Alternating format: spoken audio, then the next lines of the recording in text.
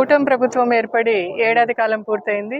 మరి ఈ ఏడాది కాలంగా మనం తరచి చూసుకుంటే ప్రజలే కాదు ప్రతి ఒక్కరు కూడా విమర్శిస్తూ ఉన్నారు, పోల్చి చూసుకుంటా ఉన్నారు. మరి గత 5 సంవత్సరాల జగనన్న ప్రభుత్వానికి ఈ సంవత్సర కాలము కూటమి ప్రభుత్వానికి ఎంత వ్యత్యాసం ఉంది, ఏ విధంగా అరాచక పాలన, విధ్వంసకర పాలన సాగుతూ ఉందని చెప్పి ప్రజలందరూ కూడా చర్చించుకుంటా ఉన్నారు.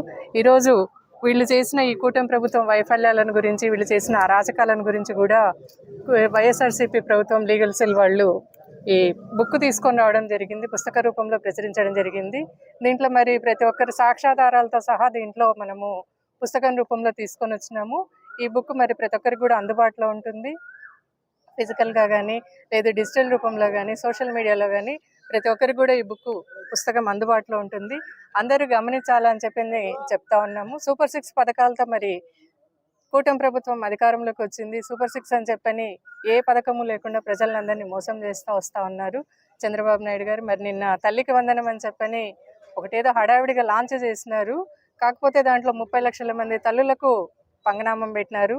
తర్వాత కొంతమందికి అయితే ఎన్ని విధాలు, ఒక తల్లికి అయితే 64 మంది పిల్లలు ఉన్నారని, ఇంకొకరికి 94 మంది పిల్లలు ఉన్నారని చెప్పని ఇట్లా అంతా తప్పుడు తడకలుగా రిపోర్ట్లు ఇచ్చేసి ఆ తల్లికి వందనాన్ని కూడా సగానికి సగం మందికి కోత పెట్టినారు.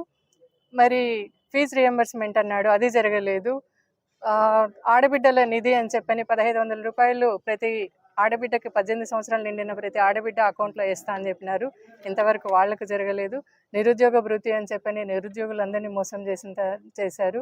ప్రతి సంవత్సరం 5 లక్షల ఉద్యోగాలు ఇస్తానని చెప్పని ఇంతవరకు ఒక్క ఉద్యోగానికి కూడా నోటిఫికేషన్ ఇవ్వలేదు. దానికి బదులు దాదాపుగా 3 లక్షల మంది వాలంటీర్లనైతేనేమి, ఈ రేషన్ వెహికల్ దారులనైతేనేమి నిరుద్యోగులుగా చేసినారు. ఈ రకంగా ప్రభుత్వము ఏర్పడి ప్రతి ఒక్కటి హామీలు ఇచ్చి ఏది నెరవేర్చకుండా ఉండి మహిళల మీద, పిల్లల మీద అరాచకాలు ఎక్కువైపోతూ ఉన్నాయి. ఏ రోజు పేపర్ చూసినా చిన్న పసిపిల్లల మీద కూడా అఘాయిత్యాలు చేస్తూ ఉన్నారు. మరి జర్నలిస్టుల మీదనైతేనేమి, సోషల్ మీడియా యాక్టివిస్టుల మీదనైతేనేమి అరాచకపు కేసులు పెట్టి వాళ్ళను ఒక్కొక్కరి మీద 18-20 కేసులు పెట్టి పోలీస్ స్టేషన్ల చుట్టూ తిప్పుతూ, స్టేట్ అంతా తిప్పుతూ ఒక రకమైన విధ్వంసకర పాలన సాగిస్తూ ఉన్నారు. ఇదంతా కూడా ప్రజలు గమనించాలా అని చెప్పని, ప్రజల కోసం అని చెప్పని మేము ఈ పుస్తకాన్ని వైఎస్ఆర్సీపీ పార్టీ తీసుకొని రావడం జరిగింది. ఇది ప్రతి ఒక్కరికి అందుబాటులో ఉంటుంది. మరి ప్రజలకు ఎప్పుడు కూడా వైఎస్ఆర్సీపీ వాళ్లకు అండగా ఉంటుంది.